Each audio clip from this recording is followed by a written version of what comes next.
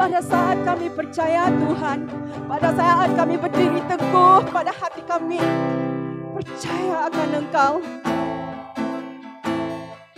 kedamaian itu yang Kau berikan. Pada saat Tuhan, sekeliling kami mengatakan sebaliknya, mengatakan betapa kami Tuhan tidak layak, mengatakan kami Tuhan berbeza. Tapi Bapa, pada saat kami percaya bahwa Engkau yang memberikan kami Tuhan penuayuan untuk ada di hadirat-Mu pada saat ini Tuhan. Pada saat kami teguhkan hati kami untuk tetap percaya. Karena pada hari ini Tuhan Engkau yang jadikan. Dan Engkau yang memanggil kami Tuhan untuk berada di kebaktian ini. Dan pada saat itu Tuhan, Engkau yang memberi kami kedamaian. Engkau yang memberi kami kesejahteraan. Oh, kami memuji Engkau Tuhan. Kami memuji Engkau. Layak dipuji sembah. Allah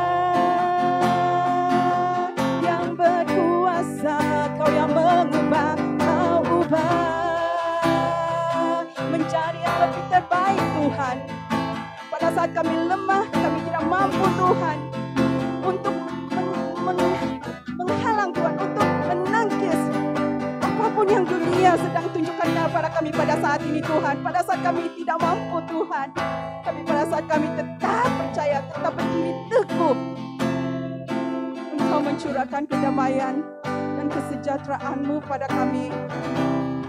Oh shikara baba baba baba Yeshua ramase, shira la la bara bara base, haleluya, berkaryalah Roh Kudus-Mu, berkaryalah Allah Roh Kudus, kami percaya Kau mengubah kami Tuhan menjadi yang terbaik, berkenan.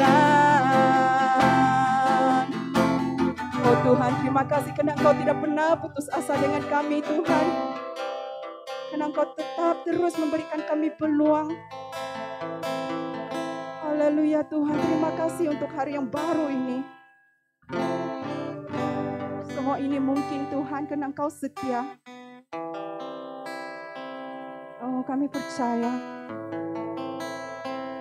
Karena kami percaya, kami teguh hati. Dan karena kami anak-Mu, Engkau berikan kami kedamaian dan kesejahteraan. Jadikan kami Tuhan bejana-Mu yang suci dan kudus. Supaya apa yang keluar dari pemikiran kami Tuhan, apa yang keluar dari bibir kami, apa yang keluar dari tindakan kami Tuhan, itu semua akan memuliakan Engkau.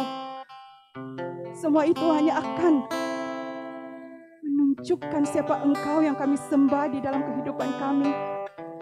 Terima kasih Tuhan untuk hari ini. Kami sangat bersyukur untuk jemaat-Mu dimanapun mereka berada pada saat ini Tuhan. Saya ucapkan berkat. Saya ucapkan berkat. Anugerah kasih-Mu Tuhan melimpah. Sehingga pada saat mereka akan bersama dengan kami Tuhan. Memuji memuliakan Engkau. Menyiapkan hati mereka untuk menjadi tanah yang subur. Supaya apapun firman yang akan dijatuhkan nanti Tuhan, itu akan berbuah. Itu akan menghasilkan berbuah. Amin. Haleluya.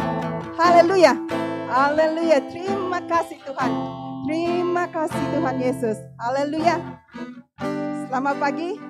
Kita berjumpa lagi.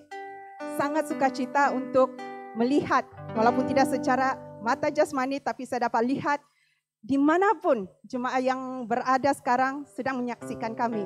Terima kasih untuk itu. Sebelum kita mulakan kebaktian kita, mari kita tengok apa kita punya pengumuman untuk minggu yang akan datang ini. Nah, seperti biasa, bulan ini kita mempunyai satu modul yang sangat menarik, yaitu pelayanan apostolik dan profetik. Seperti biasa, modul ini akan diajar oleh Reverend Benedict Rajan dan akan bermula pada 21 sehingga 23 Oktober. Untuk makluman lebih lanjut, sila berhubung dengan admin Bisom. Seterusnya, masih lagi ada Living in the Era Adamic. In the Adamic Era, okay. Ini adalah free talk yang terbuka untuk semua, dianjurkan oleh AG.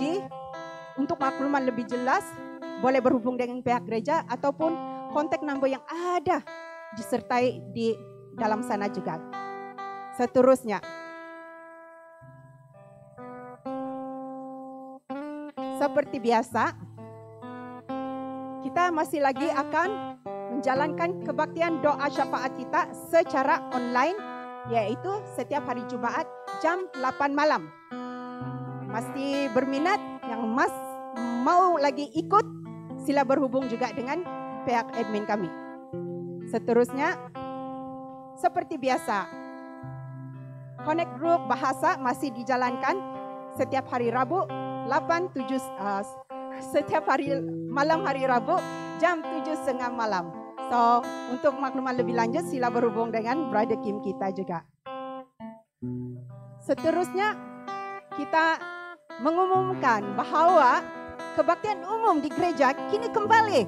Bila tuh? Minggu depan. Masa? Seperti biasa 8.30 malam.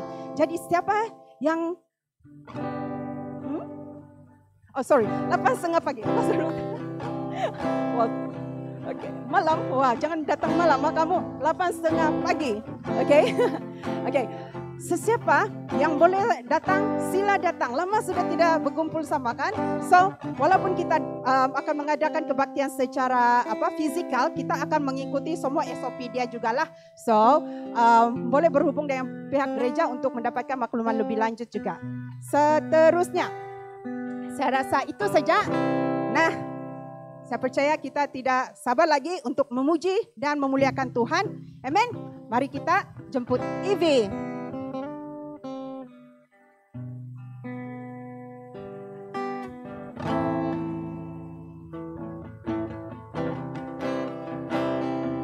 Shalom semua. Shalom kepada jemaat yang berada di rumah, yang sedang menonton online dan juga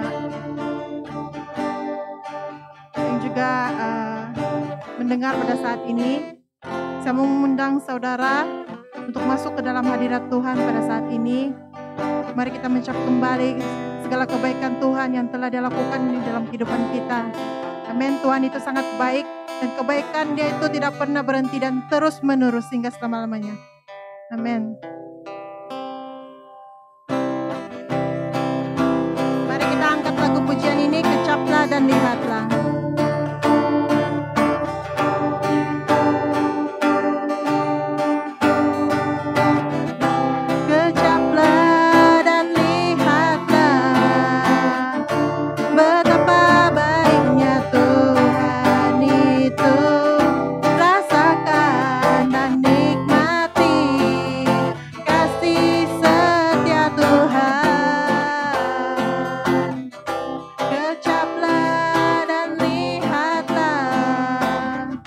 Betapa baiknya Tuhan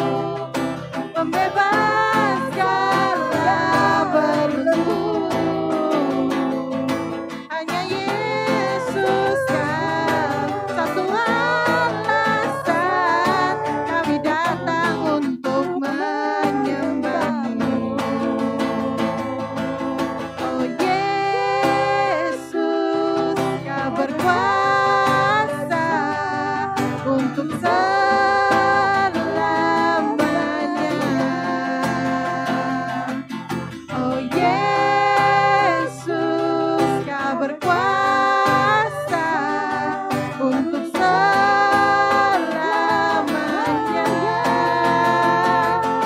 Kami agungkan namamu, pembebas segala belenggu. Hanya Yesus satu alasan kami datang untuk menyembahmu.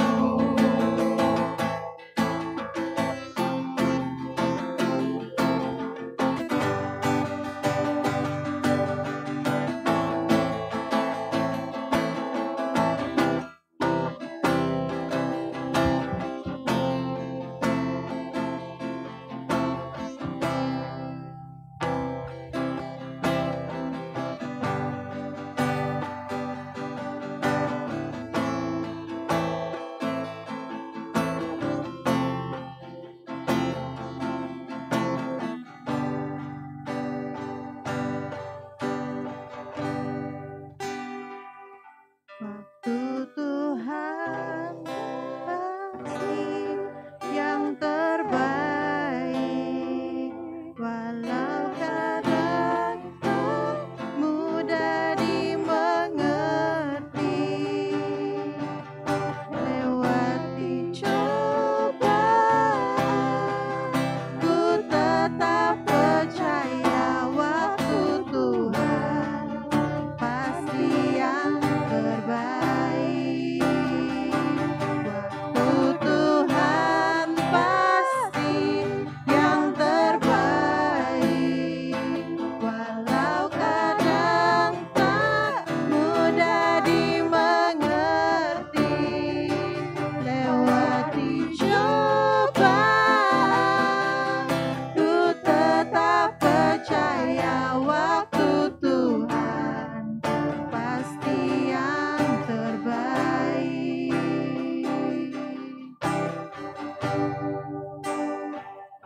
Bila kau izinkan sesuatu terjadi,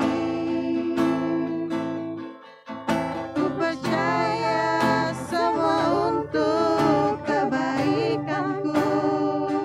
Bila nanti telah tiba waktumu, ku percaya kuasa-Mu memulihkan hidupku.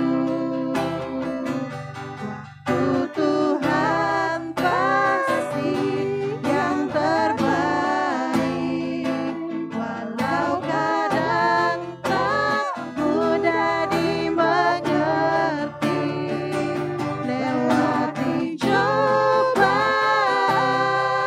ku tetap percaya waktu Tuhan pasti yang terbaik. Waktu Tuhan pasti yang terbaik, walau kadang tak mudah dimengerti. Lewati cobaan, ku tetap percaya waktu Tuhan pasti yang terbaik.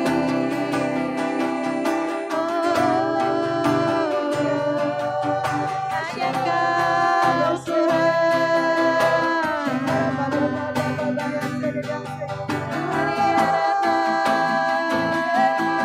Oh Tuhan,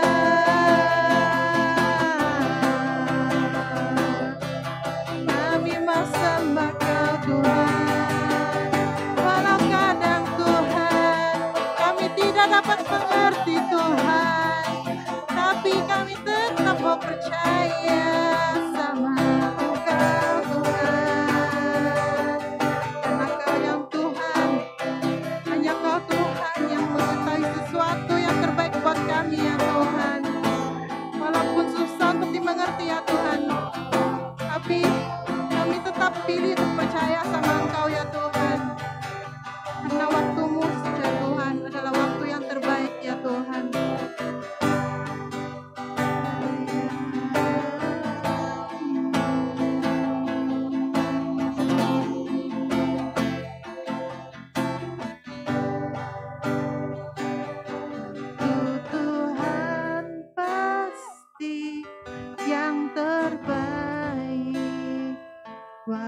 Walau kadang tak mudah dimengerti, lewati cobaan,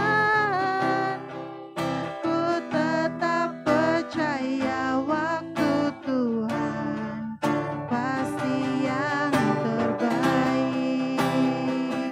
Waktu Tuhan pasti yang terbaik.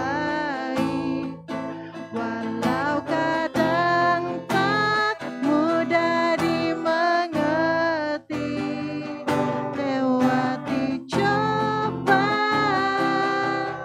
ku tetap percaya waktu Tuhan pasti yang terbaik.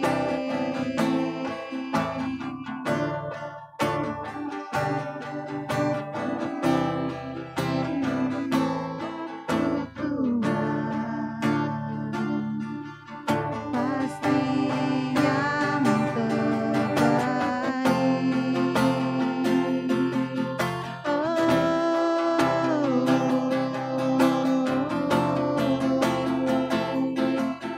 Kami tahu Engkau setia Tuhan, Engkau ada bagi kami Tuhan,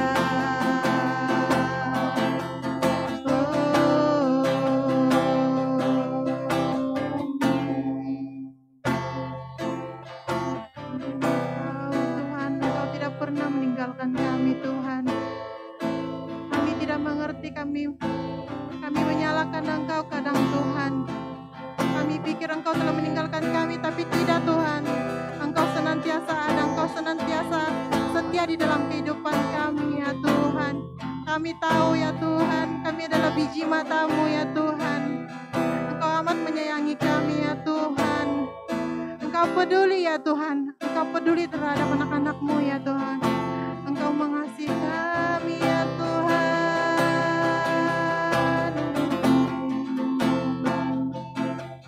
Terima kasih Tuhan.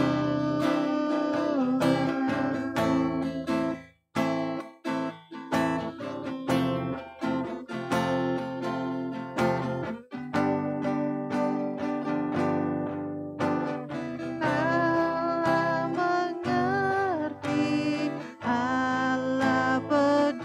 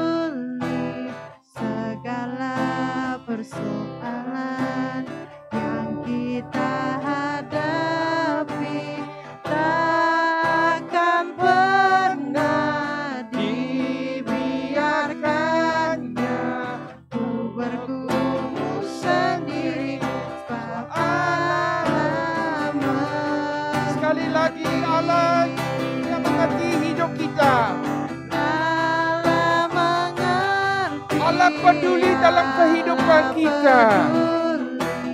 Segala persoalan yang kita hadapi tak akan pernah dibiarkannya. Ku bergumul sendiri sebab Allah mengerti. Bergumul sendiri. Bergumul sendiri sebab Allah mengerti. Sekali lagi, ku bergumul sendiri. Bergumul sendiri sebab Allah mengerti.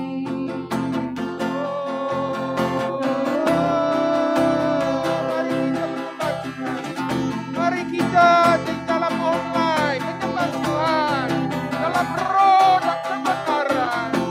Oh, Riana Baba Basono.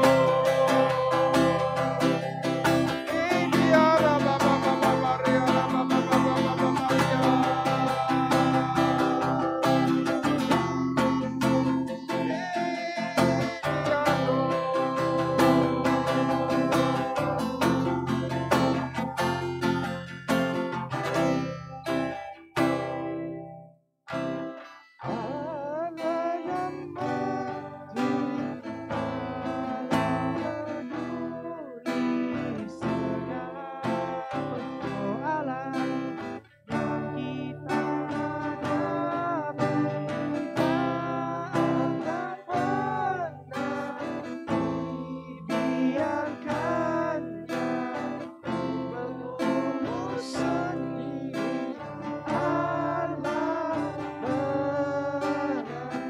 Sekali lagi.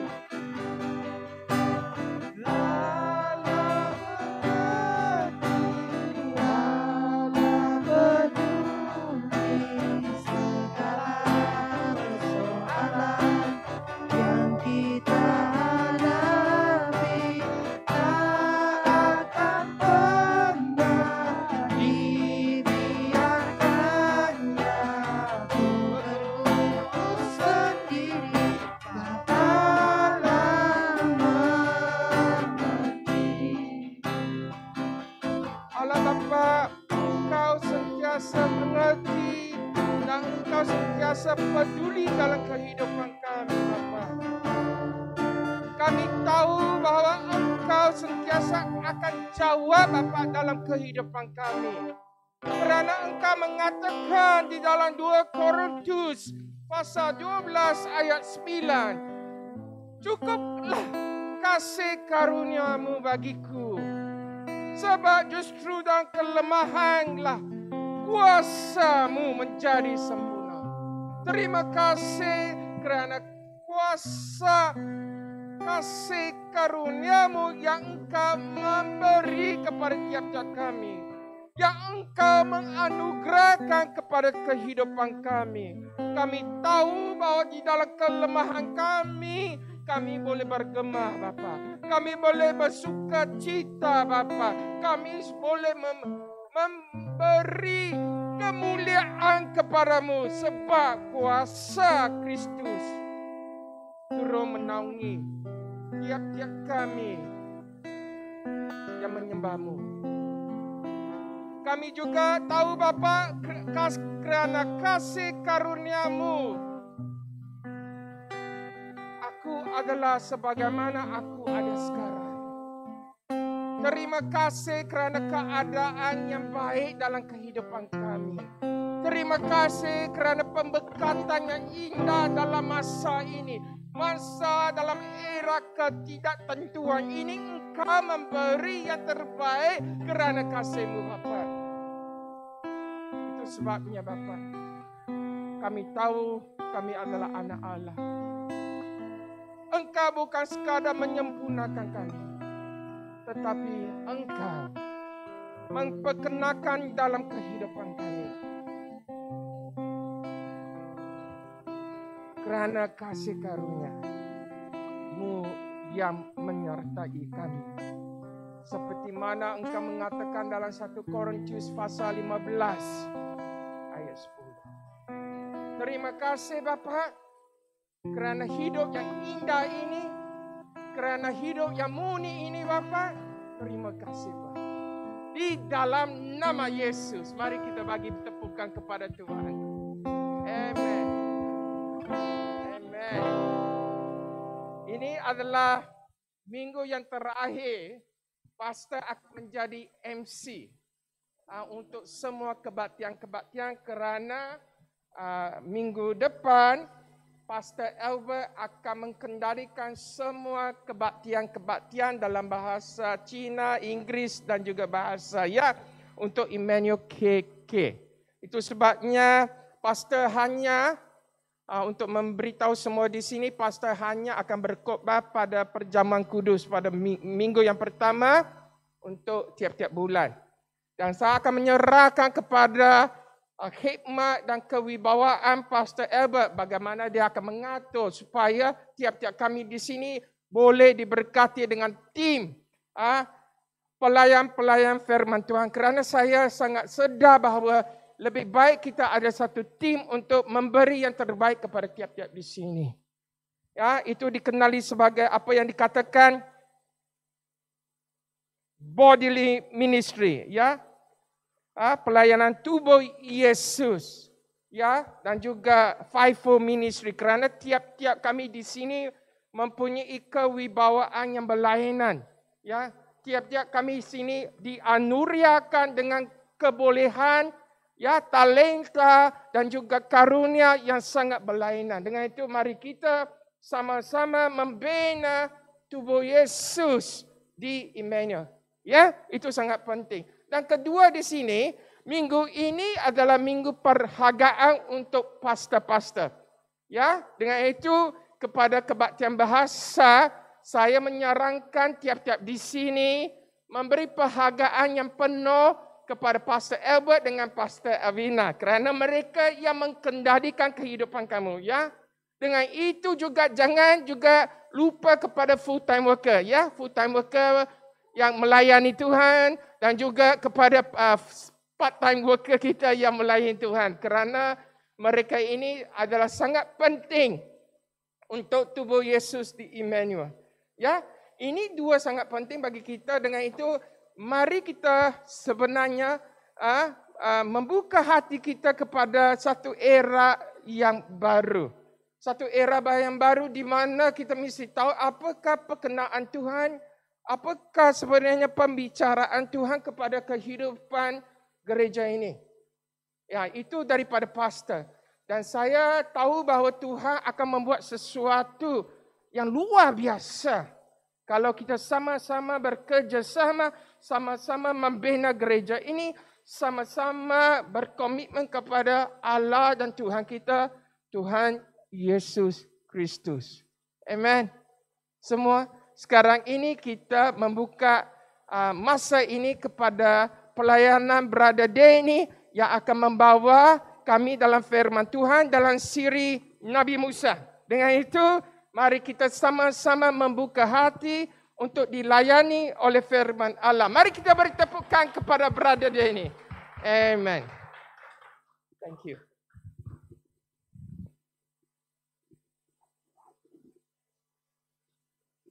Haleluya, haleluya.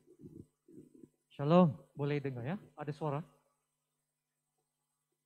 Shalom, selamat pagi kepada jemaat di Emmanuel. Puji Tuhan, pada minggu ini saya dapat mengungsikan firman Tuhan. Mari kita berdoa dulu. Wow, terima kasih Tuhan. Terima kasih Allah Bapa. Terima kasih atas kebaikan-Mu. Terima kasih Tuhan atas hadirat-Mu yang nyata. Hadirat-Mu yang benar. Ya Tuhan, kami memohon Tuhan agar hadirat-Mu akan memenuhi ruang kami di mana jua kami berada. Supaya Tuhan kami benar-benar dapat merasakan hadirat-Mu yang nyata di dalam hidup kami. Supaya Tuhan agar dalam apa jua keadaan kita, terutamanya Tuhan dalam keadaan yang sukar, dalam masa kami bergumul, ya Tuhan, kami masih dapat bersukacita. Kami masih dapat merasakan damai sejahtera Allah. Karena Tuhan, sukacita kami, damai sejahtera kami tidak bergantung kepada keadaan di luar, tetapi berdasarkan pada Yesus Kristus yang tidak akan goyah. Ya Tuhan, datanglah dan memberikan kepada kami kekuatan, terutamanya mereka yang lemah, yang masih struggle, yang bergumul sekarang ini. Yang sakit pada tubuh badan, Tuhan Engkau akan sentuh, Engkau akan jamah dengan kuasa-Mu Tuhan Bapa. Biarlah hadirat-Mu datang dan penuhi kami Tuhan. Di dalam nama Tuhan Yesus kami berdoa dan ucap syukur. Amin. Ya, mari kita buka kepada firman Tuhan di dalam Keluaran pasal 17. Keluaran pasal 17, saya akan baca satu petikan yang pendek 7 ayat. Dan ayat yang pertama di sini berbunyi demikian. Kemudian berangkatlah segenap jemaah Israel dari padang gurun Sin, berjalan dari tempat persinggahan ke tempat persinggahan sesuai dengan titah Tuhan. Lalu berkemalah mereka di Rafidim, tetapi di sana tidak ada air untuk diminum bangsa itu. Jadi mulailah mereka itu bertengkar dengan Musa. Kata mereka, berikanlah air kepada kami supaya kami dapat minum. Tetapi Musa berkata kepada mereka, mengapakah kamu bertengkar dengan aku? Mengapakah kamu mencobai Tuhan? Hauslah bangsa itu akan air di sana, bersungut-sungutlah bangsa itu kepada Musa dan berkata, mengapa pula engkau memimpin kami keluar dari Mesir untuk membunuh kami, anak-anak kami, dan ternak kami dengan kehausan? Ayat yang keempat. Lalu berseru-serulah Musa kepada Tuhan, katanya, apakah yang akan kulakukan kepada bangsa ini? Sebentar lagi mereka akan melempari aku dengan batu. Berfirmanlah Tuhan kepada Musa, berjalanlah di depan bangsa itu dan bawalah beserta engkau beberapa orang dari antara para tua-tua Israel. Bawalah juga di tanganmu tongkatmu yang kau pakai memukul sungai Nil dan pergilah. Maka aku akan berdiri di sana di depanmu di atas gunung batu di Horeb. Haruslah kau pukul gunung batu itu dan dari dalamnya akan keluar air sehingga bangsa itu dapat minum. Demikianlah diperbuat Musa di depan mata tua-tua Israel. Ayat terakhir, ayat 7. Dinamailah tempat itu Masa dan Meriba oleh kerana orang Israel telah bertengkar dan oleh kerana mereka telah mencobai Tuhan dengan mengatakan, adakah Tuhan di tengah-tengah kita atau tidak? Ya, demikianlah firman Tuhannya. Dan pagi ini kita akan lihat apa yang perlu kita lakukan apabila kita disalahfahamkan. Sebelum saya menjelaskan bab 17 ini, saya ingin membawa kita untuk melihat sekejap latar belakang ataupun beberapa bab yang sebelum ini. Apa yang terjadi kepada mereka sampailah ke bab 17 ini. Dari bab 7 hingga ke 12 sebelum ini, orang-orang Israel, mereka telah melihat dengan mata mereka sendiri bagaimana Tuhan telah mengirimkan malapetaka ataupun 10 tulah itu ke atas bangsa Mesir di sana.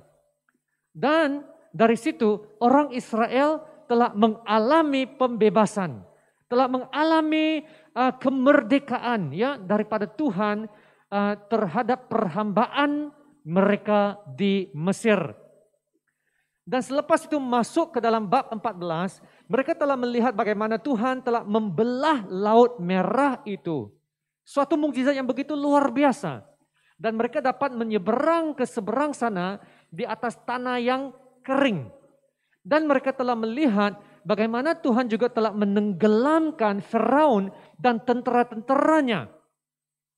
Lalu sekarang masuk ke dalam bab ke-15. Dalam bab yang ke-15, Musa menyanyikan lagu puji-pujian karena apa yang telah terjadi sebelum itu. Menyanyikan lagu kemenangan, menyanyikan lagu keselamatan, ya, menyanyikan lagu kebesaran untuk Tuhan, memuji Tuhan. Tapi pada masa yang sama, bangsa Israel ini telah dibawa ke padang gurun, padang belantara, dan di situ mereka tidak ada air. Apabila mereka tidak ada air, apa yang mereka akan buat? Maka mereka pun mengomel, bersungut. Mereka komplain. Dan Tuhan membawa mereka ke suatu tempat yang nama tempat itu adalah Marah. Dan mereka terjumpa air di sana, tetapi airnya itu pahit. Dan pahit tak boleh minum. Dan Tuhan membuat satu mukjizat. Tuhan mengubah air yang pahit itu menjadi air yang manis dan mereka boleh minum. Dan kita masuk sekarang ke dalam bab yang ke-16. Dalam bab yang ke-16, orang-orang Israel ini dibawa ke gurun. Sekali lagi di padang belantara itu mereka sekarang lapar. Dan apabila mereka lapar, mereka pun komplain lagi. Komplain. Dan Tuhan mendengar keluhan mereka dan Tuhan mengirimkan makanan kepada mereka. Makanan mereka datang dari mana? Ya, makanan mereka bukannya datang dari Grab atau Foodpanda. Makanan mereka turun dari surga. Ya, bayangkan ya, tiap hari ya makanan itu jatuh dari langit. Apa makanan itu? Makanan itu adalah seperti roti yang dipanggil sebagai mana. Tapi mereka tak puas hati lagi. Mereka tidak puas hati dengan hanya roti. Dan lalu mereka komplain lagi, komplain. Dan Tuhan mengirimkan kepada puyuh untuk daging. Wah, begitu luar biasa kan? Nah, sekarang kita masuk bab 17 sekarang. Ya, dalam bab 17, orang-orang Israel dalam perjalanan dari padang gurun Sin. Dan kalau kamu perhatikan ayat yang pertama, dikatakan ada disebut di sana, sesuai dengan titah Tuhan. Ini perkataan yang sangat penting. Sesuai dengan titah Tuhan. Nah, perhatikan, Tuhan yang membimbing mereka. Sesuai dengan titah Tuhan, maka mereka telah masuk ke dalam padang gurun itu. Sesuai dengan titah Tuhan. Tuhan yang membawa mereka ke padang gurun itu. Maka mereka sampai ke suatu tempat yang namanya Refidim. Dan di Refidim tidak ada air. Lalu apa yang mereka buat bila tidak ada air? So mereka komplain lagi. Mengeluh. Dan apa yang mereka mengeluh. Dan kali ini ayat yang kedua mengatakan bahwa mereka bertengkar. Mereka bertengkar dengan Musa. Nah, bertengkar ini lebih serius daripada hanya mengeluh. Kalau sebelumnya mereka hanya komplain. Ya, tapi sekarang mereka sudah mulai kuatkan suara mereka. Mereka bertengkar dengan Musa. Maka keadaan menjadi sangat serius. Sebab sampai mereka mau membunuh Musa lagi dengan melemparinya dengan batu. Nah, kita lihat apa yang saya dapat di sini, tindakan orang Israel terhadap Musa adalah tindakan yang salah. Kenapa saya cakap begitu? Sebab di dalam ayat yang kedua berkata begini, mengapakah kamu bertengkar dengan aku? Mengapakah kamu mencobai Tuhan? Mencobai Tuhan, kenapa mencobai Tuhan? Tidakkah mereka ingat bahwa Tuhan telah pelihara mereka sejak mereka keluar dari perhambaan dari Mesir? Ya, mereka telah melihat keajaiban demi keajaiban. Mereka telah melihat bagaimana Tuhan telah membekalkan kepada mereka makanan dan minuman secara luar biasa. Mereka telah melihat tangan Tuhan yang perkasa. Ya, mereka telah melihat semua mujizat-mujizat itu, tetapi semua keajaiban ini tidak dapat ataupun belum lagi membentuk iman mereka. Sebaliknya hanya komplain, mengeluh, tiada rasa ucapan syukur kepada Tuhan. Maka jangan terkejut bahwa dalam perjalanan kita, ya, kita akan berdepan dengan banyak cabaran seperti itu dan juga akan disalahfahamkan. Ya, disalahfahamkan oleh orang lain, terutamanya apabila kita berada di dalam kepemimpinan. Dan saya ada dengar minggu lalu apabila Pastor Ezra berkongsi, ya, dan dia ada menceritakan bagaimana di dalam pelayanannya dia juga pernah dicaci, dimaki, dihina dan sebagainya. Ya, dan kita akan mengalami semuanya ini. Kenapa? Sebab kita sedang berurusan dengan orang. Dan kita bila kita melayan berurusan dengan orang itu ada banyak expectation yang bermacam-macam, banyak harapan yang bermacam-macam, banyak karakter, banyak karena lah yaitu. Ya, maka pasti akan timbulnya masalah seperti misunderstanding, miscommunication dan sebagainya. Bayangkan saja ya, kalau kamulah Musa itu, Musa harus berdepan dengan 1-2 juta orang. 1-2 juta orang yang datang bertengkar dengan Musa dan mau mematikan Musa. Wow. Maka ketika bangsa Ibrani ini ya menghadapi masalah, nah sekarang ini tiada air, maka mereka pun membawa masalah itu kepada Musa. Sebenarnya itu perkara yang baik juga. Sebab mereka mencari kepemimpinan Musa. Ya, tapi masalahnya mereka menyalahkan Musa sepenuhnya. Sepertinya Musa itu adalah penyebab masalah mereka.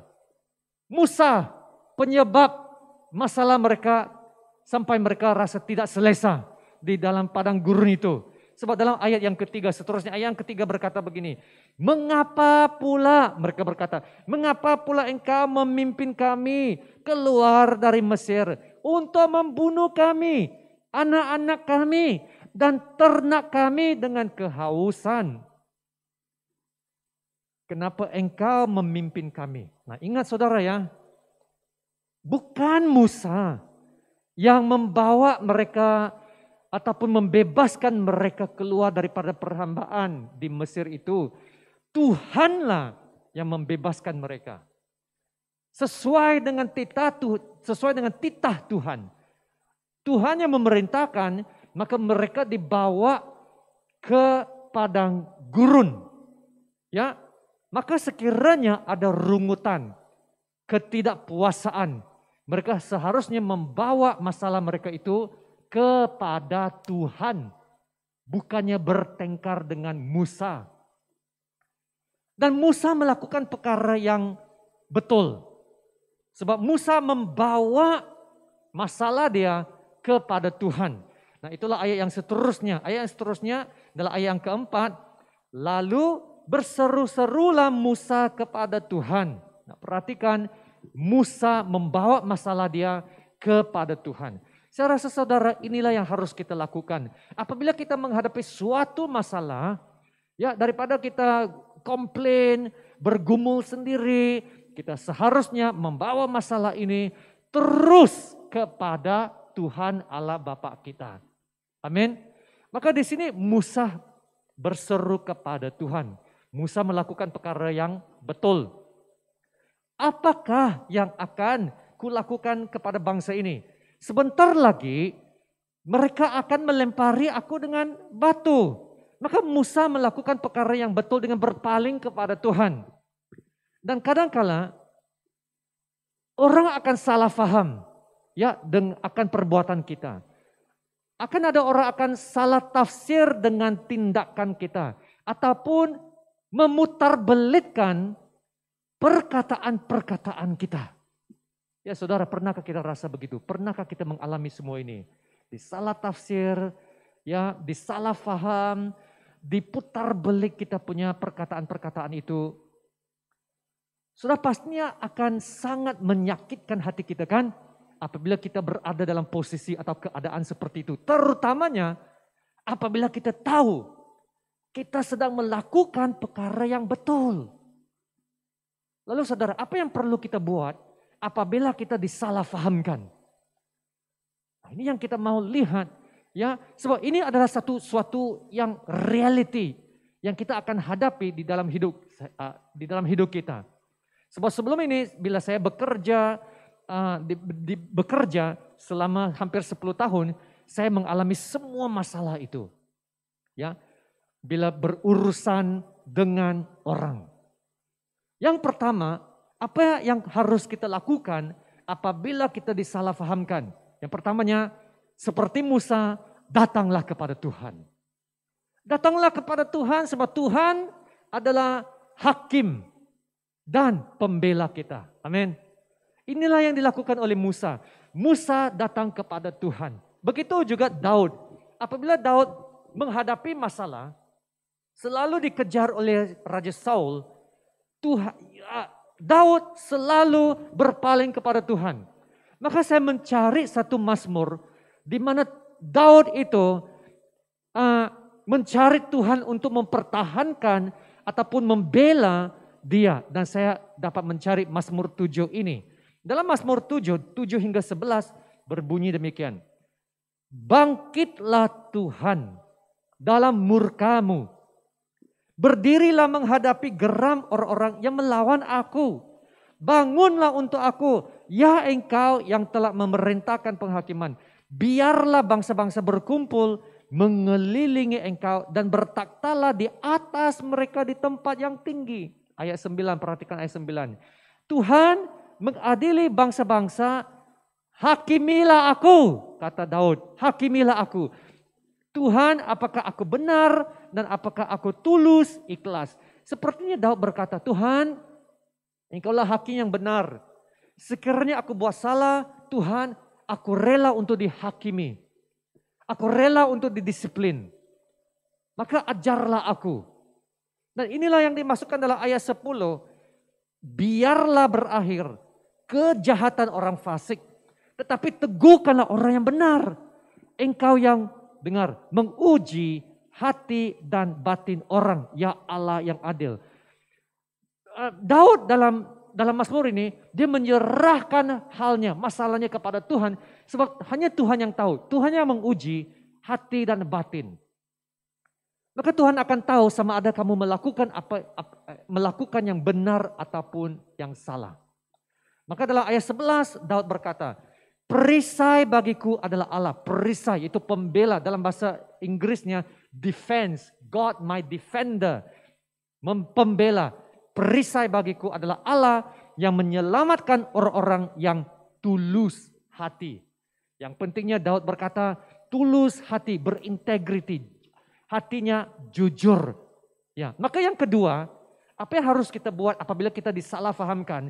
Hati yang kedua, perkara yang kedua, pastikan hati nurani Anda jelas. Hati nurani yang jelas itu sangat penting. Terutamanya hati nurani yang jelas di depan Tuhan.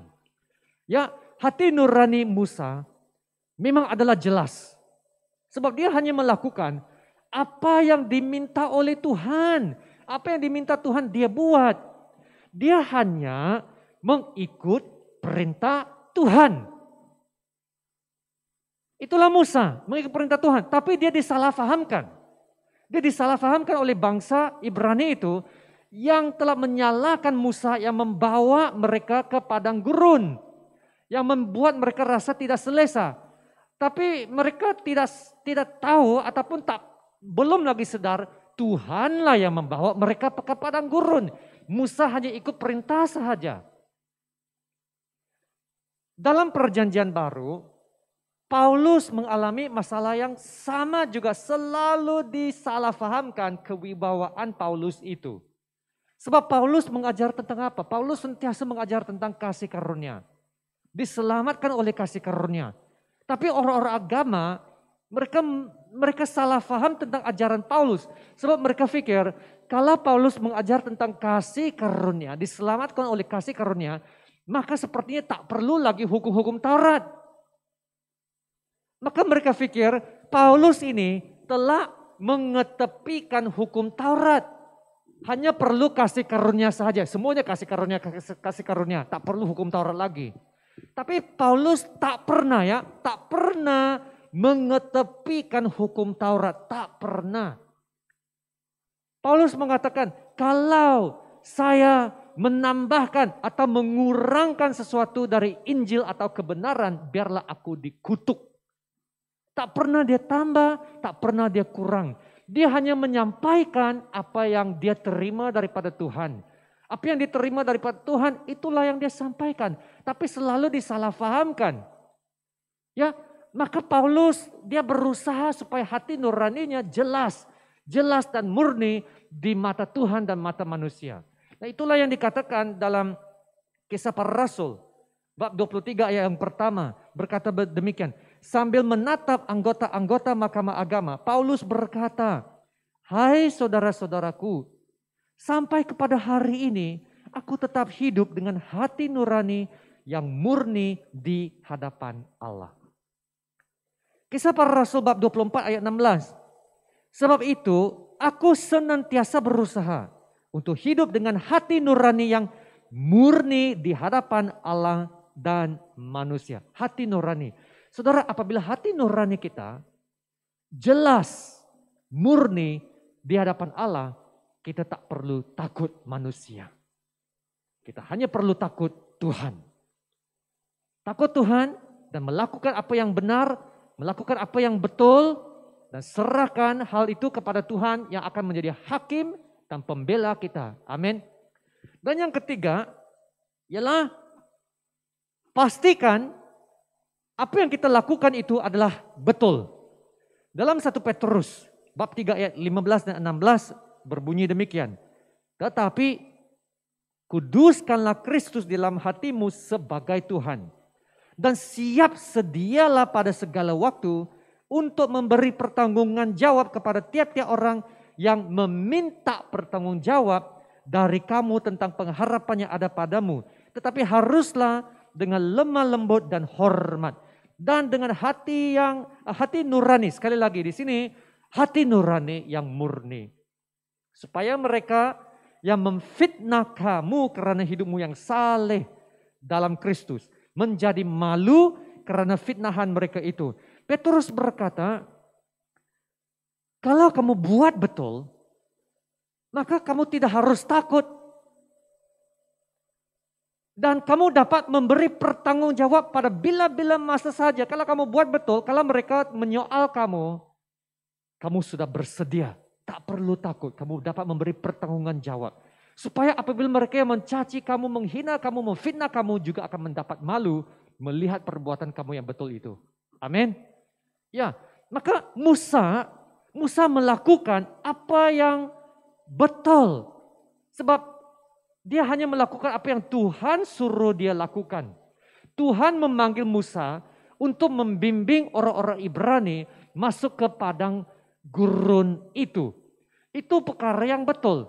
Dan saudara, kadangkala kita melakukan perkara yang betul di mata Tuhan. Apa yang betul di mata Tuhan tak semestinya betul di mata manusia. Banyak kali begitu. Apa yang betul di mata Tuhan mungkin tak betul di mata manusia, tetapi yang pentingnya kita terus melakukan apa yang benar dan betul di mata Tuhan. Amin. Ya, dan ada tujuannya. Kenapa Tuhan membimbing mereka masuk ke dalam padang gurun itu walaupun tidak masuk akal. Tuhan ada tujuan. Nah, kita mesti ingat bangsa Ibrani ini adalah bangsa yang baru saja lahir menjadi suatu negara. Israel. Baru saja dilahirkan menjadi suatu bangsa yang baru. Ya, maka Tuhan mau mengajar mereka, membimbing mereka untuk mengenal Tuhan yang baru mereka kenal ini. Itu Yahweh itu. Dan Tuhan mau mengambil padang gurun itu sebagai tempat training, ya, tempat latihan untuk melatih, mengajar mereka untuk mengenal Tuhan dan mengikut cara Tuhan. Dan saya ingin membawa kita untuk melihat Ulangan. Dalam Ulangan, dalam bab 8, ada dikatakan di sini dalam ayat 2 hingga ke 6. Ingatlah kepada seluruh perjalanan yang kau lakukan atas kehendak Tuhan Allahmu di padang gurun selama 40 tahun. Ini dengan maksud untuk apa? Merendahkan hatimu dan mencoba engkau untuk mengetahui apa yang ada dalam hatimu. Yakni apakah engkau berpegang pada perintahnya atau tidak. Jadi ia merendahkan hatimu, membiarkan engkau lapar dan memberi engkau makan mana yang tidak kau kenal dan yang juga tidak dikenal oleh nenek moyangmu. Untuk membuat engkau mengerti bahwa manusia hidup bukan dari roti saja, tetapi manusia hidup dari segala yang diucapkan Tuhan. Pakaianmu tidaklah menjadi buruk di tubuhmu dan kakimu tidaklah menjadi bengkak selama 40 tahun ini. Maka haruslah engkau insaf bahwa Tuhan Allahmu mengajari engkau seperti seseorang mengajari anak. Ayat yang ke-6, perhatikan ayat yang ke-6. Oleh sebab itu haruslah engkau berpegang pada perintah Tuhan Allahmu dengan hidup menurut jalan yang ditunjukkannya dan dengan takut akan Dia. Ya saudara ingat ya, orang Ibrani adalah orang yang baru lahir menjadi sebuah bangsa. Dan Tuhan mau mengajar mereka. Mengajar mereka jalan Tuhan, perintah Tuhan, hukum Allah. Maka dalam ayat 6 ada 3 perkara yang mereka harus buat. 3 perkara dan saya boleh rumuskan dengan 1 perkataan ini. Yaitu ketaatan. Obedience. Nah inilah 3 perkara yang harus mereka buat. Berpegang pada perintah Tuhan. Hidup menurut jalan Tuhan. Dan takut akan Tuhan. 3 perkara ini mesti mereka ingat untuk dilakukan. Dan tanah gersa ataupun padang gurun itu adalah tempat latihan untuk itu. Ketaatan. Maka Musa ini melakukan perkara yang betul. Dia berseru kepada Tuhan apabila menghadapi masalah itu. Dan Tuhan menjawab. Nah, kita lihat apakah jawaban daripada Tuhan. Kita kembali kepada Keluaran yang 17 tadi ayat 5 dan 6. Berfirmanlah Tuhan kepada Musa. Berjalanlah di depan bangsa itu dan bawalah beserta engkau beberapa orang dari para tua-tua Israel. Dibawalah juga di tanganmu tongkatmu yang kau pakai memukul sungai Nil dan pergilah. Ayat yang ke-6, maka aku akan berdiri di sana di depanmu di atas gunung batu di Horeb. Haruslah kau pukul gunung batu itu dan dari dalamnya akan keluar air sehingga bangsa itu dapat minum. Demikianlah diperbuat Musa di depan mata tua-tua Israel. Wow, haleluya. Nah saudara, walaupun bangsa Israel selalu mengeluh, komplain, Tuhan tetap menyediakan. Amin. Tuhan tetap menyediakan. Dan Tuhan selalu menyediakan. Inilah kasih karunia Tuhan yang begitu luar biasa. Walaupun mereka komplain. Tapi Allah tetap baik. God is good all the time. Dan Tuhan telah mengarahkan Musa pergi ke suatu batu yang tertentu. Batu yang tertentu dan Tuhan menyuruh Musa pukul batu itu maka keluarlah air. Wah, kamu pernah lihatkah batu itu keluar air? Luar biasa kan? Dan Paulus menangkap gambar ini dalam perjanjian baru, menangkap gambar ini dan dia menjelaskan apa maksud batu itu. Ini yang luar biasa. 1 Korintus, kita lihat sekarang 1 Korintus bab 10 ayat 4. Dan mereka semua minum minuman rohani yang sama sebab mereka minum dari batu karang rohani yang mengikuti mereka. Dan batu karang itu ialah Kristus. Wow. Minuman rohani dan makanan rohani itu sudah tentu adalah pemberian Tuhan yang luar biasa yang dibekalkan kepada bangsa Israel semasa mereka di dalam padang gurun itu. Dan bukan itu saja, dikatakan di situ batu karang itu mengikuti mereka. Batu karang mengikuti mereka dan batu karang itu adalah Kristus. Bermaksud dalam perjanjian lama Kristus sudah ada. Dan dalam perjanjian lama Kristus sentiasa menyertai mereka. Bayangkan saudara, orang-orang Israel mereka adalah Allah Bapa, Allah Bapa yang sentiasa menyediakan.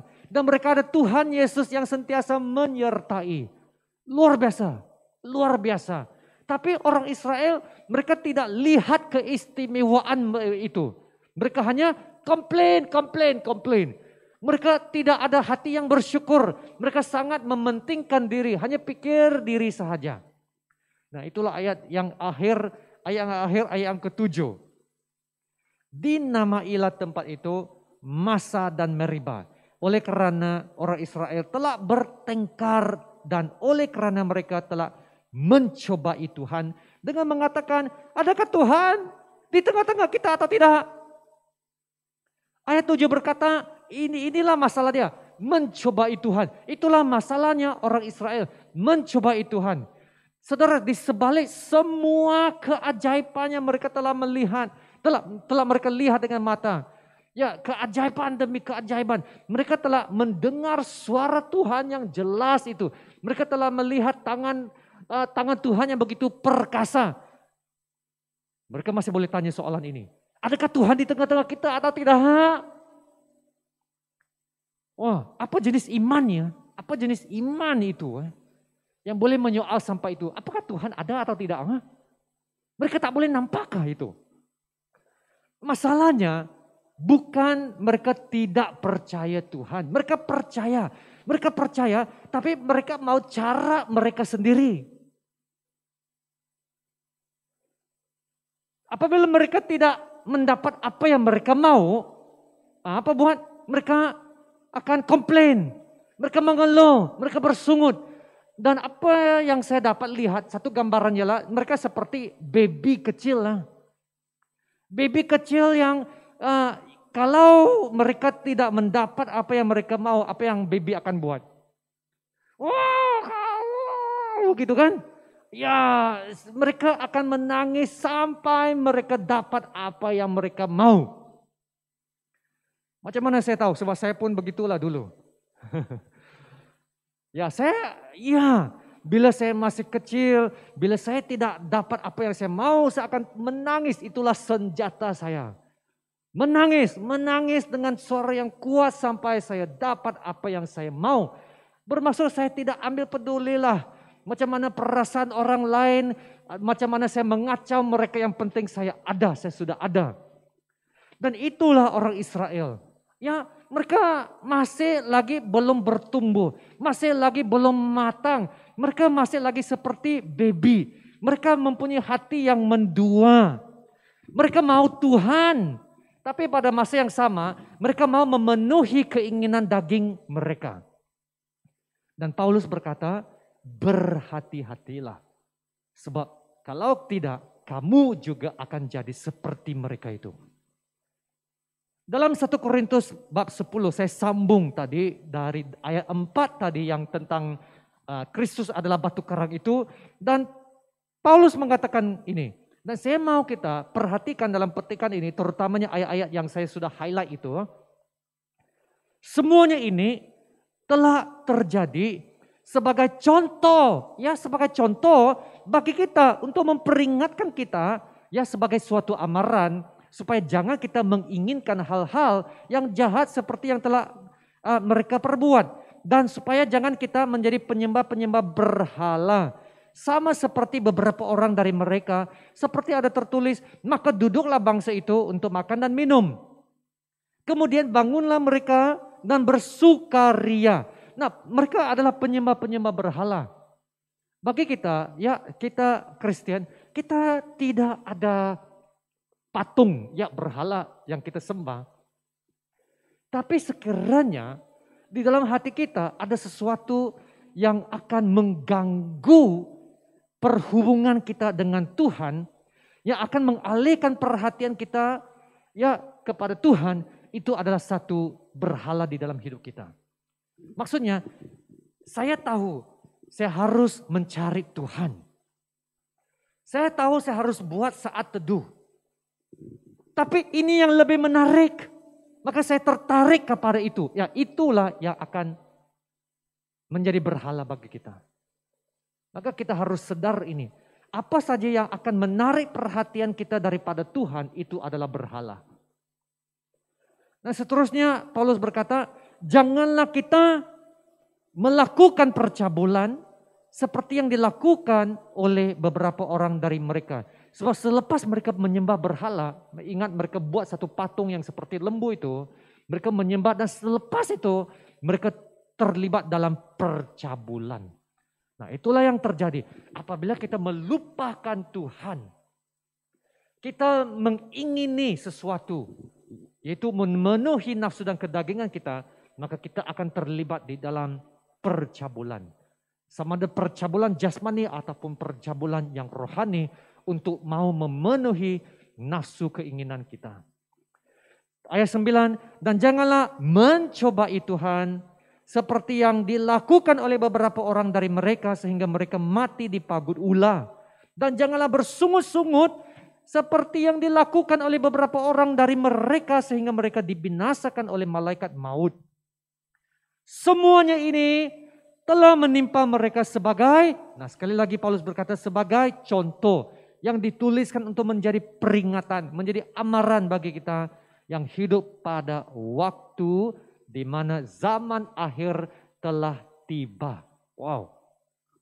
Saudara, orang Israel ini mereka mengenal Tuhan. Tapi pada masa yang sama mereka adalah penzina, pencabul, penyembah berhala. Mereka mencobai Tuhan. Mereka tidak bersyukur kepada Tuhan. Dan Tuhan tidak boleh membiarkan itu. Tuhan tak boleh bertolak ansur dengan semua itu. Dan karena itu generasi Musa tak boleh masuk perjanjian, tak boleh masuk ke dalam tanah perjanjian. Saya rasa macam sayang sekali kan.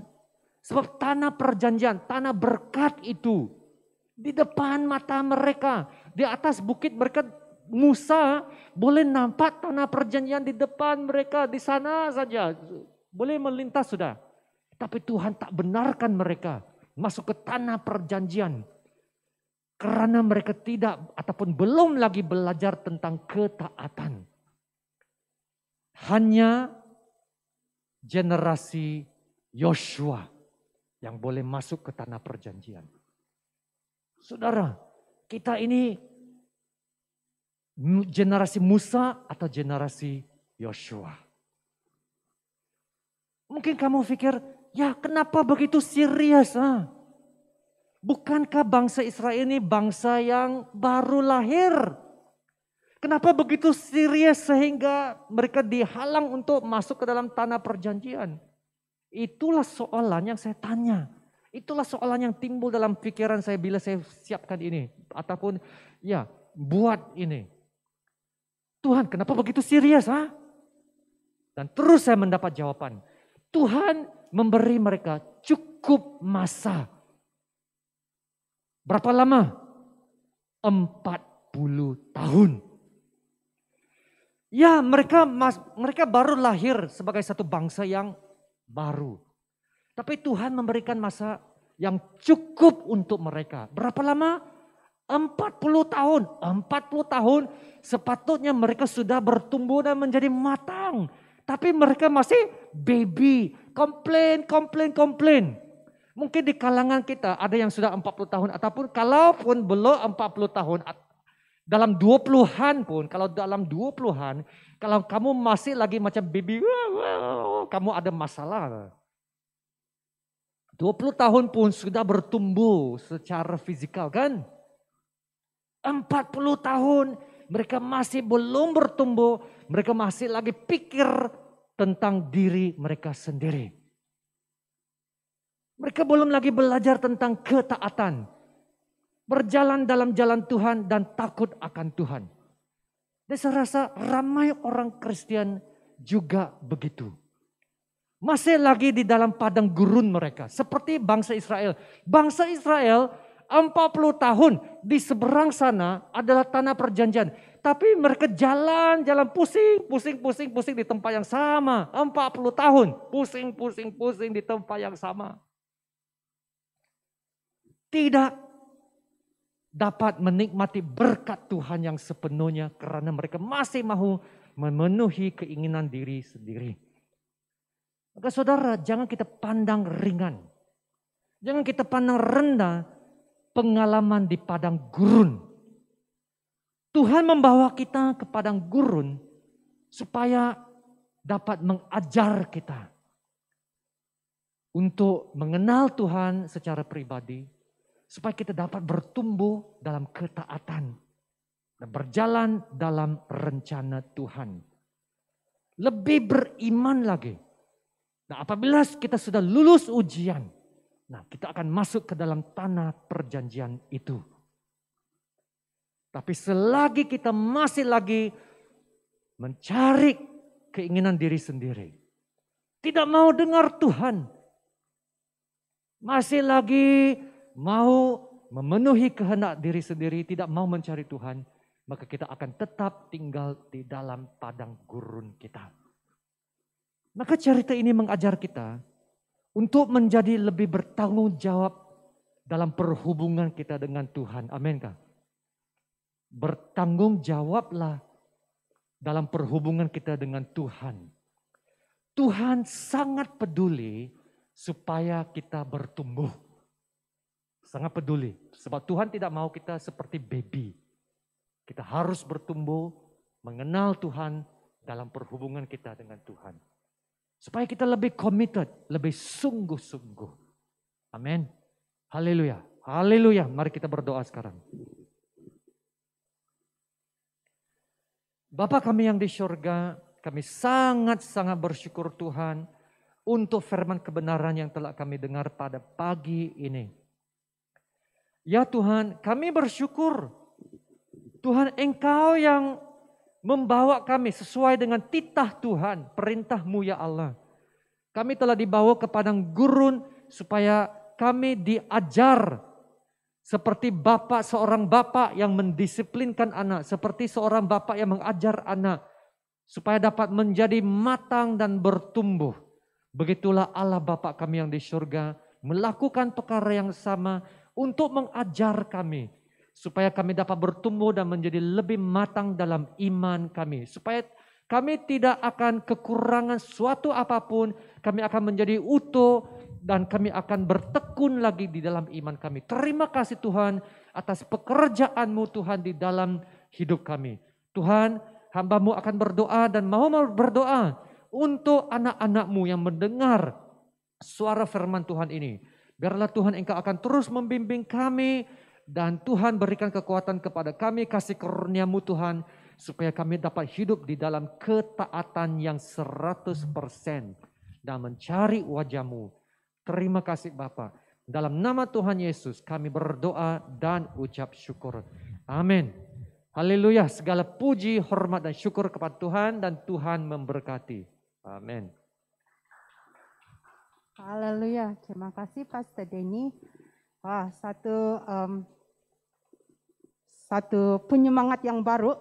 Bukan senang jadi pemimpin lah.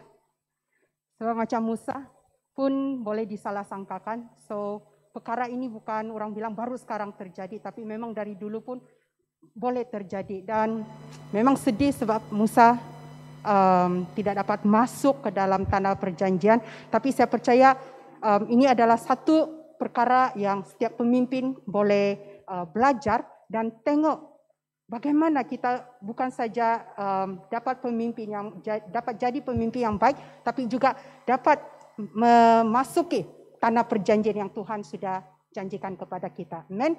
Okay. Dari gereja kami sebelum menutup kebaktian ini, kami mau berdoa untuk Joel Chin adalah anak Pastor Ezra kami sendiri.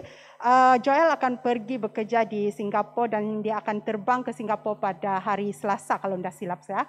So saya mau kita berdiri bersama saya untuk berdoa untuk Joel. Amen. Haleluya. Bapa Syurgawi, kami mengucap syukur Tuhan untuk keluarga Pastor Ezra. Tuhan Yesus, Engkau yang menjaga keluarga ini, Engkau yang memberikan mereka Tuhan keperluan yang mereka perlukan terutamanya pada masa-masa sebegini. Dan kami sangat bersyukur Tuhan Yesus karena di dalam kehidupan anak Pastor Ezra yaitu Joel Tuhan, Engkau memberkati dia dengan kelimpahan yang sangat baik Tuhan. Dan kami percaya Tuhan itu adalah kerana pergandaan buah pekerjaan Pastor Ezra di dalam keluarganya. Dan kerana Tuhan Engkau melihat itu, Engkau yang memberkati semua itu berganda-ganda Tuhan Yesus.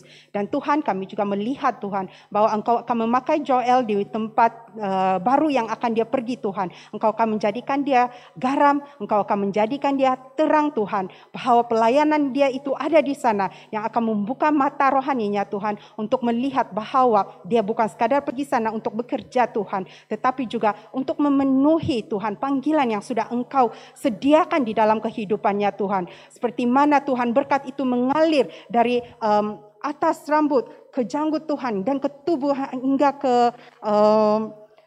ujung kaki Tuhan. Kami percaya berkat itu juga mengalir dari Pastor Ezra kepada Joel Tuhan Yesus. Bapak, terima kasih Tuhan kerana Engkau mempermudahkan perjalanan Joel di sana dan dia diterima di tempat barunya itu dengan sukacita oleh mereka yang baru di sana Tuhan. Dan kami mengucap syukur Tuhan karena melalui Joel yang akan pergi di sana Tuhan, kami percaya bahwa Engkau akan membuka banyak pelayanan lagi untuk dia, untuk gereja ini, untuk Pastor Ezra juga Tuhan Yesus. Karena Engkau melihat Tuhan kesetiaan dan kemahuan yang ada di dalam hati mereka.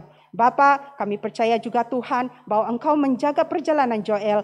Tidak ada satu virus pun yang akan berani mendekati dia. Tetapi Tuhan, karena Engkau yang berserta dia, karena darah-Mu yang menutup bungkus dia, memastikan Tuhan bahwa dia menjadi saluran berkat kesembuhan ilahi Tuhan. Di mana dia bertapak, di situlah virus satu pun tidak akan berani bertapak Tuhan Yesus. Terima kasih Tuhan Yesus karena Engkau yang menanamkan iman itu di dalamnya. Dan kerana itu dia berjalan dengan iman. Dia tidak akan melupakan kami di sini. Tapi dia akan menjadi saluran berkat yang sangat baik bagi kami yang ada di sini juga. Haleluya Jesus. Bapak, sempena bulan Oktober ini Tuhan, di mana kami memperingati pastor-pastor kami Tuhan yang ada di gereja ini. Kami mengucap syukur Tuhan untuk kehadiran Pastor Denny Tuhan yang sudah sejak berapa lama Tuhan dia memberkati kami, memberikan kami makanan rohani sehingga iman kami itu Tuhan memberikan satu kepercayaan yang benar, yang teguh di dalam hati kami Tuhan Yesus. Kami mengucap syukur Tuhan untuk Pastor Albert yang mempunyai kesanggupan Tuhan untuk datang ke tempat ini Tuhan, meninggalkan tempat asalnya, datang ke tempat barunya Tuhan, untuk melayani kami, untuk melakukan pekerjaan-Mu di dalam kehidupan kami pada saat ini Tuhan Yesus. Kami sangat bersyukur Tuhan Yesus dan kami tidak lupa Tuhan untuk Pastor Kofung Tuhan, walaupun dia pas kepada jemaat combine Tuhan, tapi secara tidak langsung Tuhan dia juga menjadi saluran berkat kepada kami Tuhan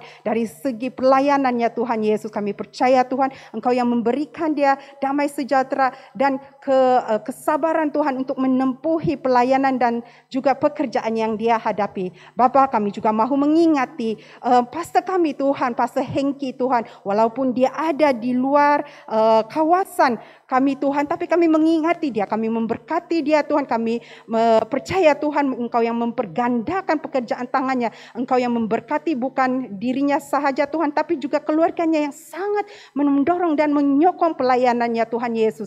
Terima kasih Pak Bapa Syurgawi untuk pekerjaan yang Kau lakukan di dalam setiap jemaatnya di Immanuel Keningau Tuhan Yesus. Bapa Syurgawi, kami juga mengucap syukur Tuhan bagi pastor yang membantu kami dalam pelayanan di Kota Merudu Tuhan. Kami percaya Engkau juga memberkati mereka dan kami mengingati Tuhan setiap pengorbanan dan kesungguhan yang mereka letakkan, yang mereka berikan di tempat itu. Bapa, kami juga Tuhan mengangkat pastor kami Tuhan, senior pastor kami, Pastor Ezra ke dalam tangan-Mu Tuhan. Kami mengucap syukur Tuhan kerana Engkau yang berserta dia, Engkau yang menjaga dia, Engkau yang melipat gandakan kekuatan fisikalnya Tuhan, sehingga Engkau yang membuatkan dia terbang seperti Raja Wali, memperbarui setiap sel-sel tubuh badannya Tuhan, sehingga dia dapat menghabiskan Tuhan perjalanan kehidupannya dengan melengkapkan semua rencana-rencana yang sudah Engkau letakkan di dalam hatinya Tuhan Yesus. Terima kasih Allah Bapa kerana Engkau sangat baik Tuhan untuk Immanuel Church Tuhan. Engkau meletakkan pastor-pastor yang ada di sini dengan kekuatan mereka masing-masing, sehingga mereka Tuhan dapat bergandingan bersama-sama memperlengkapi Tuhan akan pelayanan yang harus mereka lakukan di dalam Immanuel Church ini, Tuhan Yesus. Haleluya, haleluya. Kami mengucap syukur Tuhan, karena Engkau sangat baik di dalam kehidupan kami. Allah Bapa, saya tutup kebaktian ini dengan setiap jemaat yang sudah mendengar. Kami percaya mereka akan mengaplikasikan firman Tuhan yang sudah mereka dengar sebentar tadi. Terima kasih Allah Bapa, karena Engkau sangat baik di dalam kehidupan kami. Dalam nama Yesus kami berdoa. Amin. Jumpa lagi di minggu hadapan.